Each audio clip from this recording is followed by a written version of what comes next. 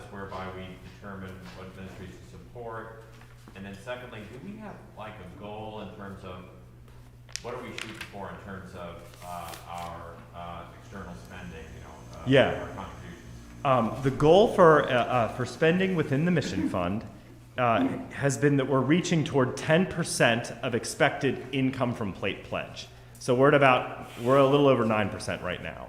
But so whatever we get in Plate Pledge, or whatever is expected in Plate Pledge that year, we try to take a tenth of that and give it away. For ministries that we support, and again, what's hard is there are 1,000 good ministries that you could support, right? So there are really two overriding determinative factors.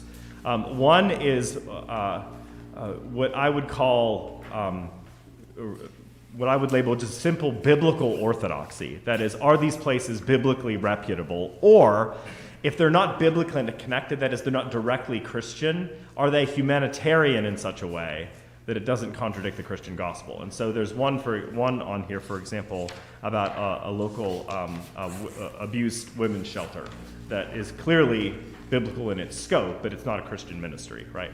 So that's one criteria. The other criteria is we try to support things that are local, national, and international, so that we have a connection to places and people whom we know, and faraway places that we don't, but are still doing gospel work. This is an area that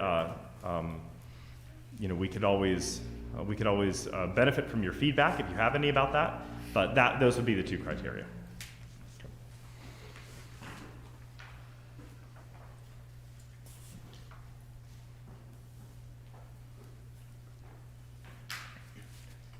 Yeah, Caleb.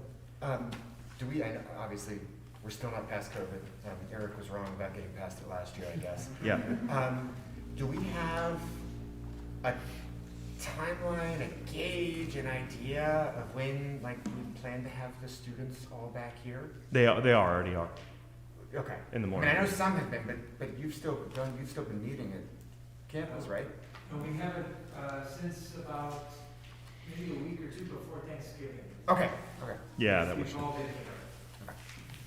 For a variety of reasons, most of the students, almost all the students, come in the morning. Right. But yeah, that's been the consistent pattern.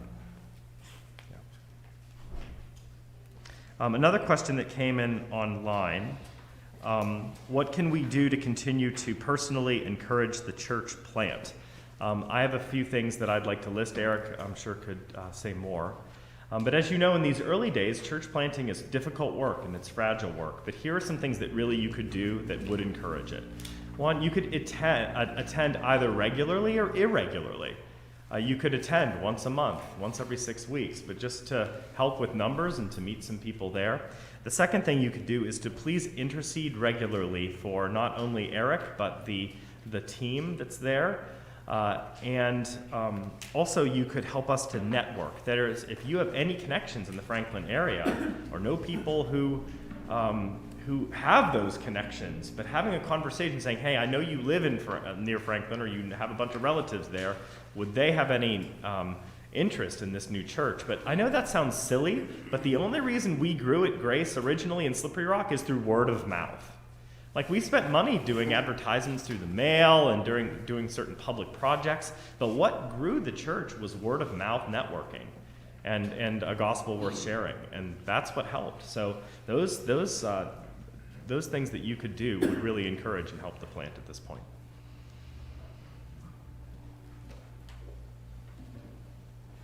Yeah, Janice. Do you have any statistics on what the average attendance is and how that's been affected, coming back since COVID restrictions? Are we higher than we were 2 years ago, 3 years ago? It's a great question. So you'll, on page, let me see what it is. 16. You said 16? Yeah. 16. So, if you'll note that the first chart that's there, last year 2 years ago, in 2020, our attendance really took a nosedive because of restricted numbers and because of we had a long stretch with no services, right? I mean, and so it really did affect our average, obviously. But I would say now you'll notice that we bounced back, but not quite to the degree of 2019. So our average Sunday attendance, with summers included, and with beginning of the year restricted services, because in 2021 at the beginning we were restricting attendance, and so we were down, but we were down to 231. The previous year where we were, well, 2 years prior where it was at its height, it was 241. So we're not quite there, but given what we faced, you know, I think it's actually pretty incredible that we're almost there.